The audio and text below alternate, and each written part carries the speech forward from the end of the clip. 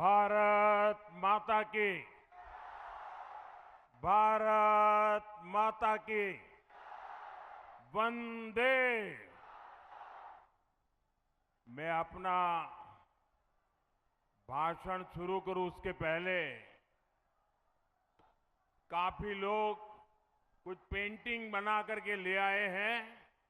मैं एसपीजी के साथियों को कहूंगा वो जो भी ऐसे पेंटिंग लेके बना के लाए हैं उनसे कलेक्ट कर ले।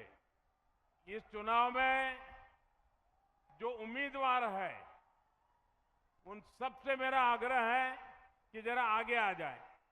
जो कैंडिडेट है, मैं 1-2 मिनट इन सब के पास जाकर के आपके पास आता हूं।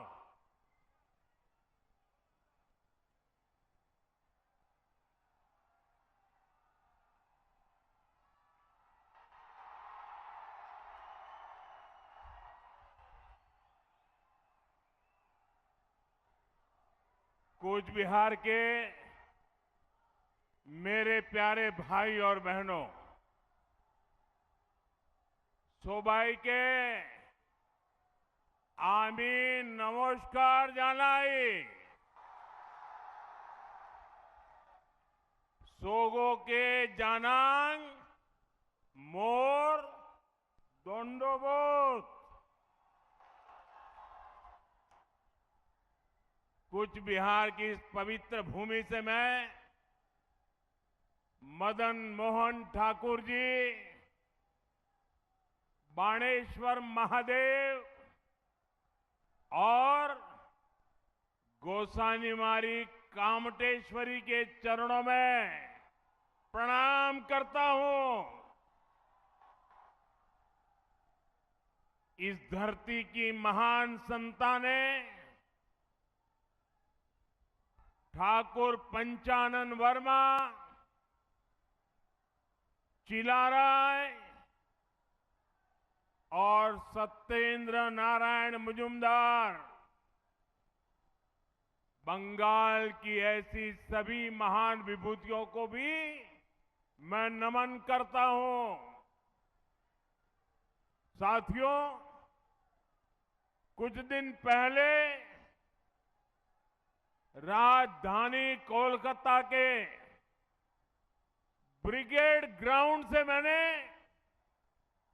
बंगाल में परिवर्तन महाअभियान की शुरुआत की थी।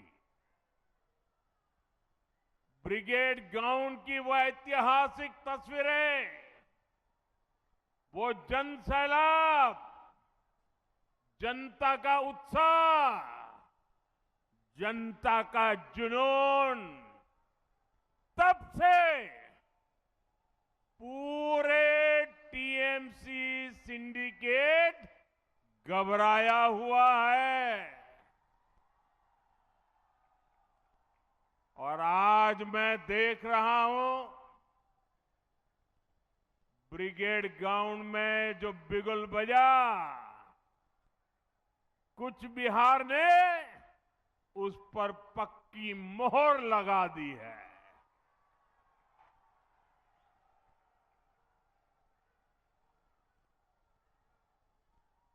इस माहौल और हुजूम ने ये पक्का कर दिया है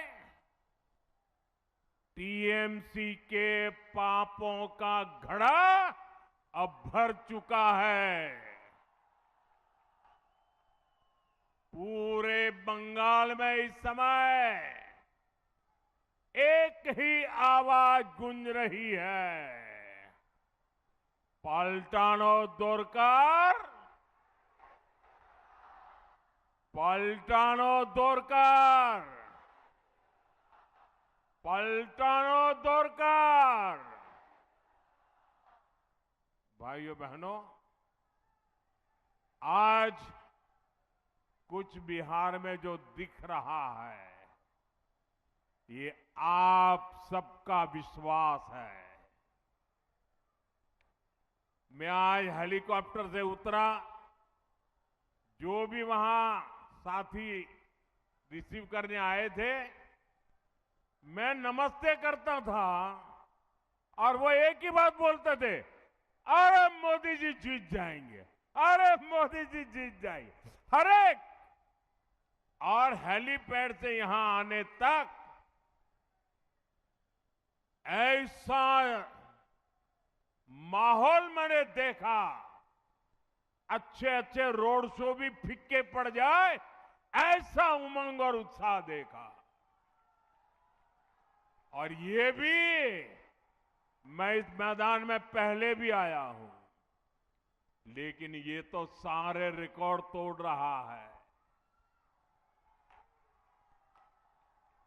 ये विश्वास है उज्जवल भविष्य के लिए, ये विश्वास है नए बंगाल के लिए, बीजेपी की नई सरकार के लिए। मैं इस आशीर्वाद के लिए आप सबको, पूरे बंगाल के मेरे भाइयों बहनों को सर झुका करके प्रणाम करता हूं। मोई तुम्हार गुलर मानसी आसोंग, तुम्हार आशीर्वाद आर भालोबासा मोर ताकत। साथियों, इस बार बंगाल में एक और टीएमसी का भय है, और इसका मुकाबला करने के लिए आपके पास भाजपा का भरोसा है। एक और टीएमसी के कटमनी और करप्शन का भय है, दूसरी ओर विकास को तेज रफ्तार देने वाली भाजपा का भरोसा है। एक और घुसपैठ कराकर विदेशियों को यहां बसाने का भय है, दूसरी ओर घुसपैठ रोककर सारे घुसपैठियों को बंगाल से बाहर करने का भाजपा का भरोसा है। एक और बदलती डेमोग्राफी से अपनी ही जमीन पर आजादी छीनने का भय है, दूसरी ओर अपनी माटी पर गर्व के साथ सिर उठाकर जीने का अटल भरोसा देने वाली भाजपा है। एक और सिंडिकेट राज में अपनी संपत्ति लूटने का भय है, दूसरी ओर सिर पर पक्का घर और जमीन के मालिकाना हक का भरोसा है।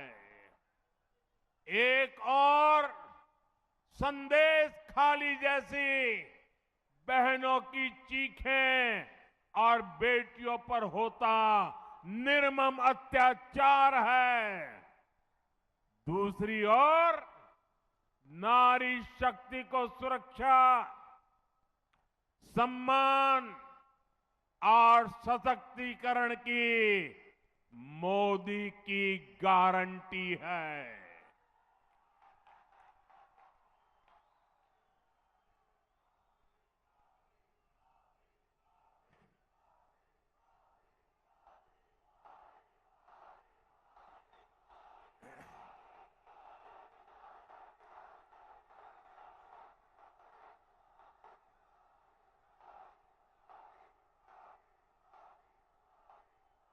एक और बढ़ती बेरोजगारी और पलायन का भय है, दूसरी ओर सुशासन, रोजगार और एक आत्मनिर्भर बंगाल का भरोसा है।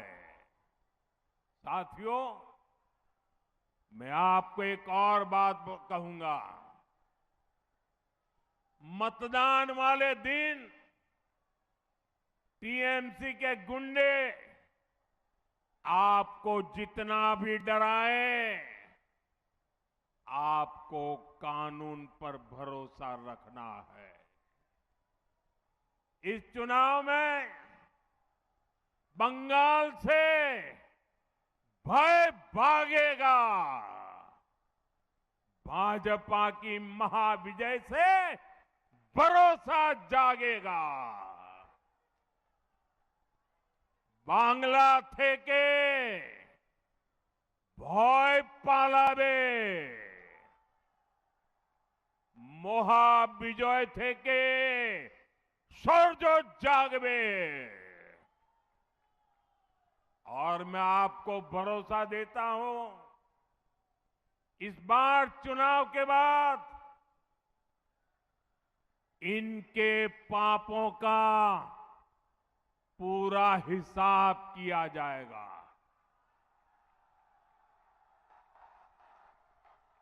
चुन चुन के हिसाब किया जाएगा।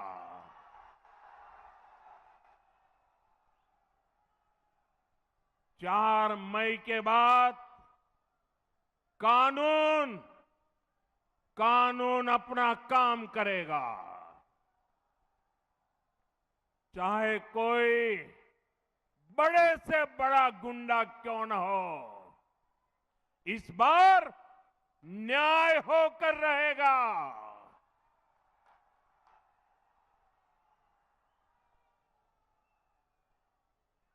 एक बात मैं आपको और बता दूं, ये इतने वर्षों से बंगाल की जनता का पैसा लूटा गया है। हर भ्रष्टाचारी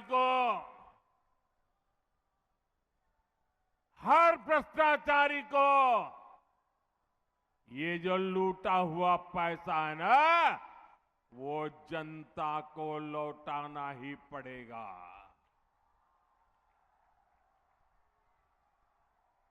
साथियों, यहां की निर्मम सरकार बंगाल की इस पावन माटी पर हर रोज लोकतंत्र को लहूलुहान कर रही है। ये निर्मम सरकार अपने आगे किसी संवैधानिक संस्था को कुछ भी नहीं समझती। आपने 2-3 दिन पहले ही देखा है, पूरे देश ने देखा है, देश के न्यायप्रिय नागरिक चौंक गए। कैसे मालदा में न्यायिक अधिकारियों को बंधक बनाकर रखा गया। सोचिए, ये कैसी सरकार है, ये कैसी व्यवस्था है, जहां जज और संविधान की प्रक्रिया भी सुरक्षित नहीं है। तो बंगाल की आम जनता की सुरक्षा की उम्मीद इन लोगों से कैसे की जाए? मालदा में जो हुआ वो केवल टीएमसी की उद्दंडता ही नहीं थी, ये इस निर्मम सरकार का प्रायोजित महाजंगल राज है।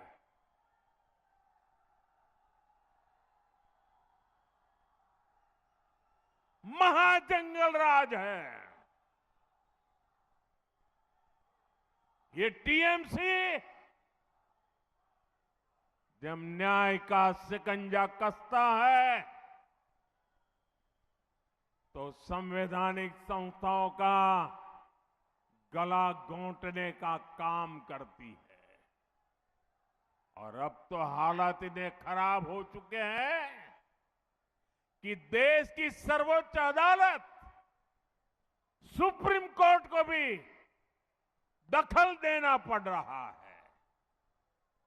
हर कोई देख रहा है कि टीएमसी बंगाल में कानून व्यवस्था का जनाजा निकालने पर तुली है।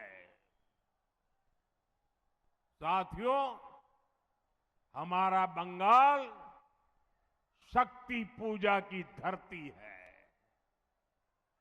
यहां आई सभी बहनों बेटियों को, बंगाल की हर बहन बेटी से कहूंगा, बीजेपी आपके सम्मान और आपकी समृद्धि के लिए मैदान में है। बीजेपी सरकार आएगी तो महिलाओं के सच्चे सशक्तिकरण का रास्ता खोलेगी। और यह हमारा ट्रैक रिकॉर्ड है।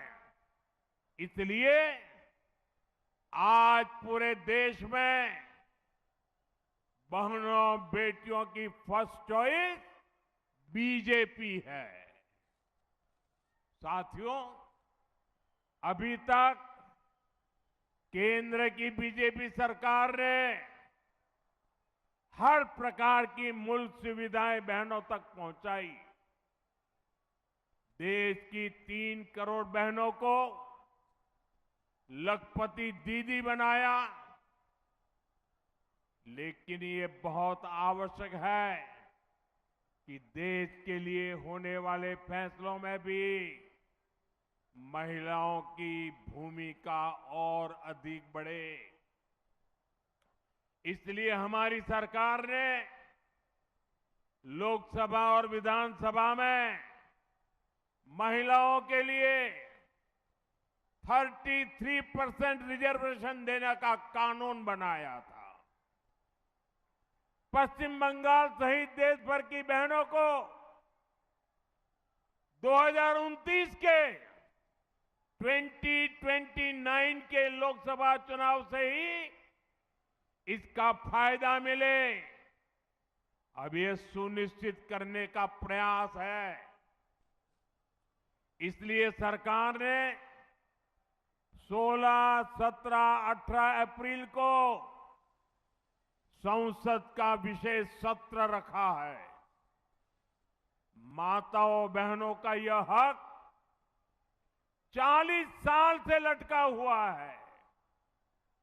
अब और ज्यादा देरी ठीक नहीं है।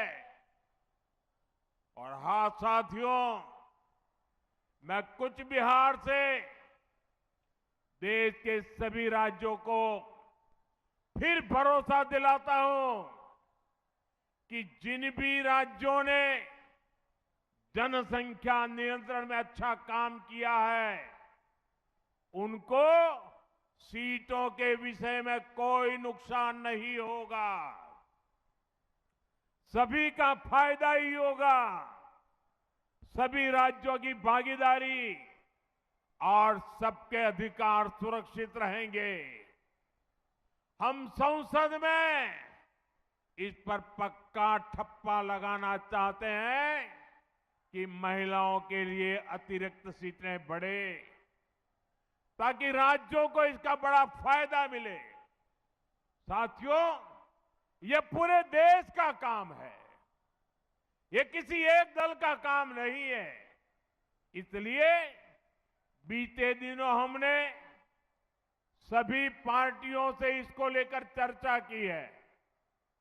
मैं फिर से सभी दलों से कहूंगा कि आइए महिलाओं के हक के इस काम को सर्वसम्मति से मिलकर करते हैं। सभी दल अपनी सकारात्मक भूमिका निभाएं मैं बंगाल की अपनी माताओं बहनों से कहना चाहता हूं, आप भी सभी राजनीतिक दलों पर दबाव डालें, उनसे कहें कि वो संसद में खुले मन से महिलाओं के अधिकार के इस कानून का समर्थन करें। साथियों, हमारा बंगाल एक समय भारत के सबसे विकसित राज्यों में से एक होता था। विकास, व्यापार, उद्योग, कला, संस्कृति, हर क्षेत्र में बंगाल आगे रहा था। लेकिन फिर बंगाल पर ग्रहण लग गया। पहले कांग्रेस का ग्रहण, फिर लेफ्ट का ग्रहण और अब टीएमसी का ग्रहण। और इसका नतीजा ये हुआ, बंगाल के विकास की चमक फीकी पड़ती चली गई। पहले देश में एक सामान्य व्यक्ति औसतन जितना कमाता था, बंगाल में लोग हमेशा उससे ज्यादा कमाते थे। लेकिन अब बंगाल में सामान्य मानुष की कमाई देश की औसत से भी बहुत कम हो गई है। यानी आज देश आगे बढ़ रहा है, बाकी राज्य विकास कर रहे हैं।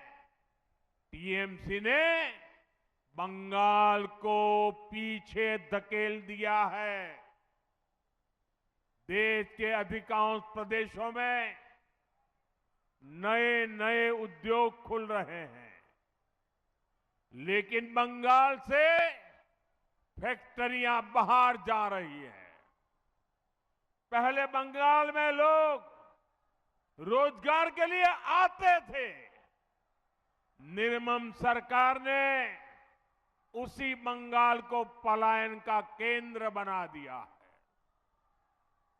साथियों, यहां सरकारी नौकरियों पर भी टीएमसी के सिंडिकेट का कब्जा है। बंगाल के हर युवा को पता है, इस सरकार में इतना बड़ा एसएससी शिक्षक भर्ती घोटाला हुआ। कौन लोग उसमें शामिल थे?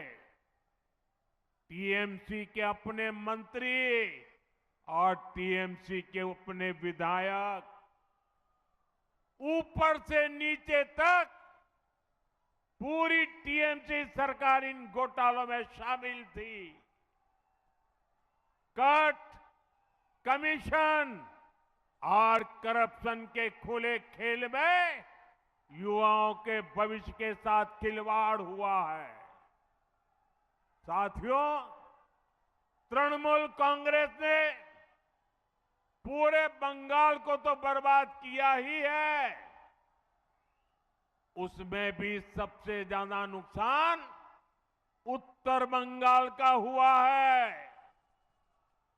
जब भी चुनाव आता है, टीएमसी वाले हर बार झूठे वादे लेकर आते हैं।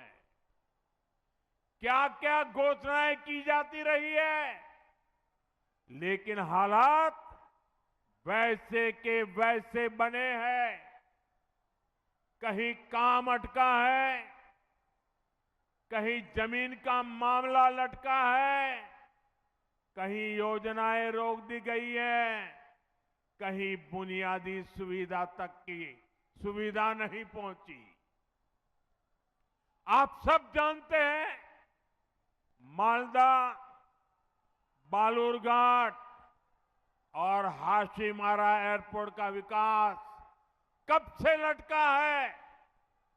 क्योंकि राज्य सरकार इसमें अड़ंगा लगा रही है। कालिंपोंग, दक्षिण दिनाजपुर और अलीपुरद्वार ये जिले आज भी मेडिकल कॉलेज के लिए तरस रहे हैं।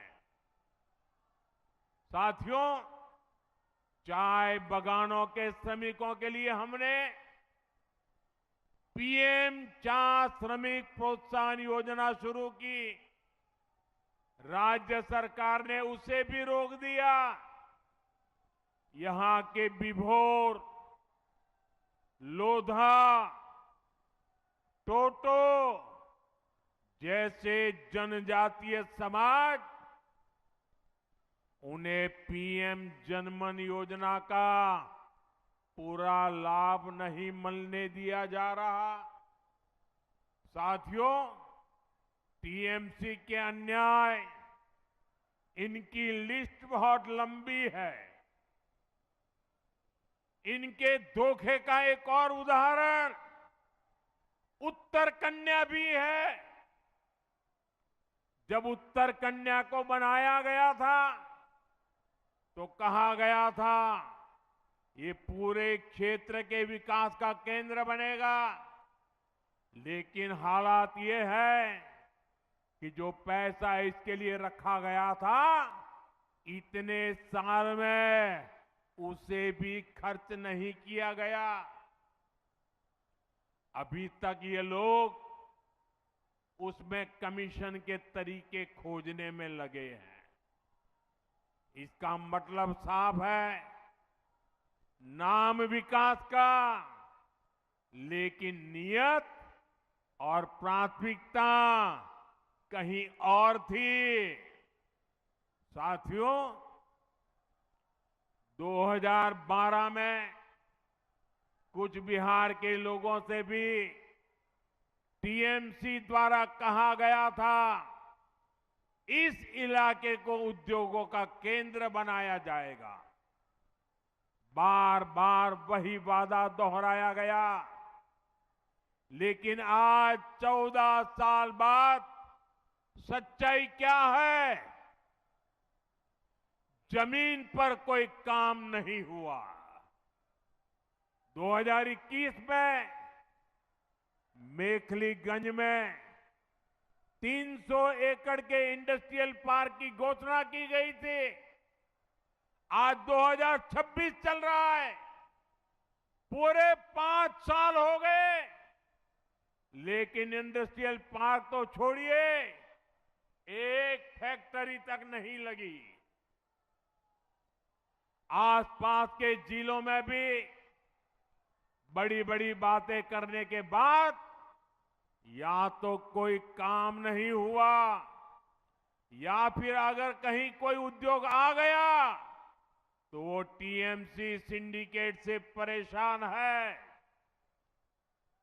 साथियों, आज कुछ बिहार के किसानों के साथ भी बहुत बड़ा अन्याय हो रहा है। हमारे किसान भाई बहन कठोर परिश्रम करते हैं, पसीना बहाते हैं, लेकिन किसानों को फसल की सही कीमत नहीं मिलती। यहां पर कुछ बिहार के आलू के किसान भी आए हैं। मैं आपकी तकलीफ समझता हूं। आप मेहनत करके यहां आलू का रिकॉर्ड उत्पादन करते हैं, लेकिन जब फसल बेचने का समय आता है तो उसे औने पौने दामों पर बेचना पड़ता है,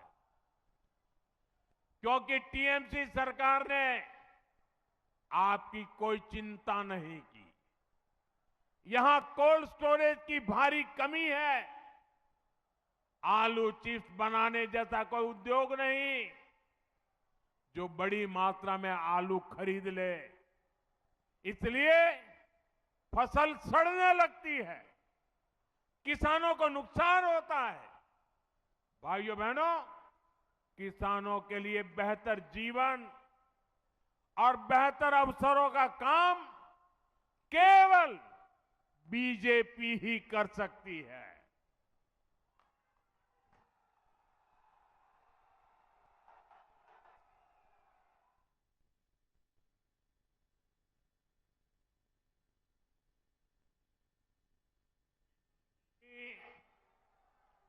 ढाई लाख किसानों को हमारी सरकार ने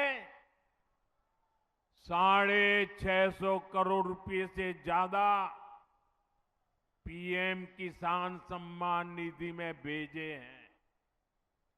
4 मई के बाद आपके आशीर्वाद से डबल इंजन की सरकार बनेगी। कूच बिहार और उत्तर बंगाल के साथ हो रहे अन्याय का अंत होगा। ये मोदी की गारंटी है।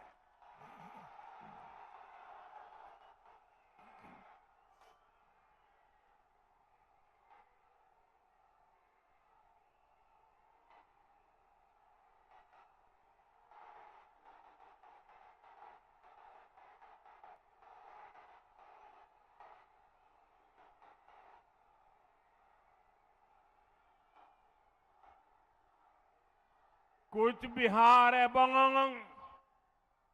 উত্তর বাংলার থেকে যে অন্যায় হয়েছে তার অন্ত হবে। এটা মোদির গ্যারান্টি। साथियों, तृणमूल शासन के 15 वर्षों में बंगाल के सीमावर्ती इलाकों में डेमोग्राफी में खतरनाक बदलाव आया है। इन घुसपैठियों को टीएमसी का सीधा संरक्षण मिलता है। टीएमसी ने सीधे अपने सिंडिकेट में भर्ती करती है। इनसे बंगाल के लोगों की सुरक्षा को बड़ा खतरा पैदा हो रहा है। इसलिए भारत सरकार घुसपैठियों की पहचान कर उन्हें बाहर निकालने के लिए काम कर रही है। भारत ही नहीं, दुनिया के बड़े बड़े देश इस समय गैर कानूनी घुसपैठियों को अपने यहां से निकाल रहे हैं। बड़े बड़े देश निकाल रहे हैं। लेकिन भाइयों बहनों, बंगाल में टीएमसी सरकार घुसपैठियों के बचाव में लगी है। इसलिए ये तृणमूल वाले एसआईआर का विरोध कर रहे हैं ताकि घुसपैठियों की पहचान न हो सके। उल्टा टीएमसी सीएए को रद्द करने की धमकी दे रही है।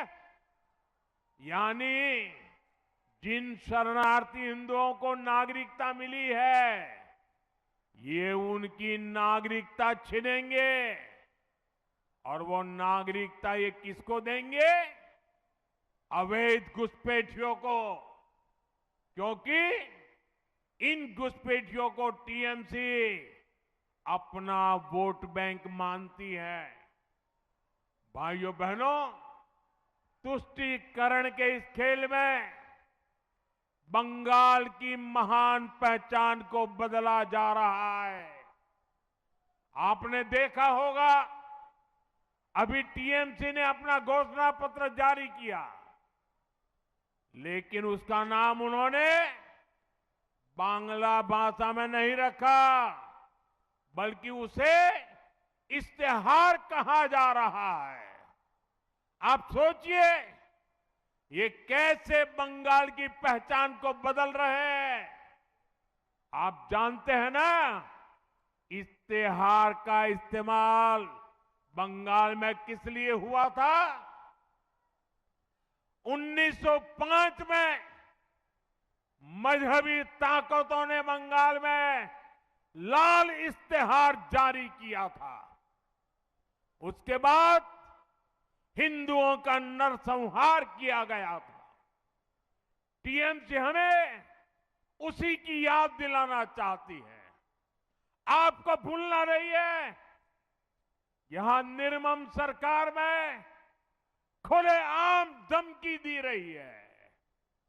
ये खास मजहब के लोग बंगाल में हिंदुओं का रहना मुश्किल कर देंगे। तुष्टीकरण का ऐसा घिनौना खेल बंगाल के सम्मान और बंगाल की संस्कृति को मिटाने का ऐसा षड्यंत्र, लेकिन अब बहुत हो गया। अब बंगाल की पहचान बदलने वालों की विदाई बंगाल ने तय कर ली है। এইবার বাংলার পরিচয় বদলানোর চেষ্টা যে করছে তার বিদায় হবে।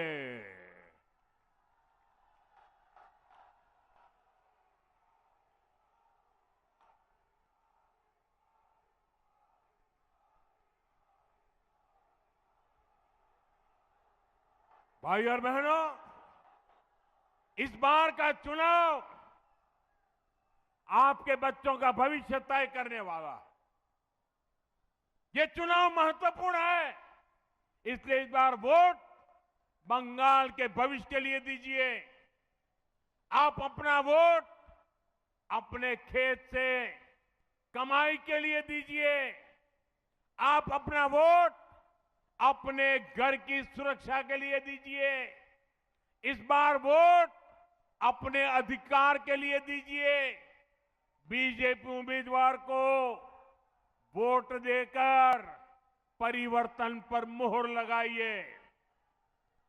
मुझे चुनाव आयोग पर पूरा भरोसा है। इस बार बंगाल में निष्पक्ष चुनाव होगा, इस बार निर्भय चुनाव होगा और इस बार परिवर्तन का चुनाव होगा। एक बार निष्पक्ष चुनाव होवे, एक बार निर्भय चुनाव होवे और एक बार परिवर्तनेर जानो चुनाव होवे। आप सब इतनी बड़ी संख्या में हमें आशीर्वाद देने आए, इसके लिए एक बार फिर आप सभी का बहुत बहुत धन्यवाद। भारत माता की वंदे वंदे वंदे वंदे वंदे वंदे वंदे।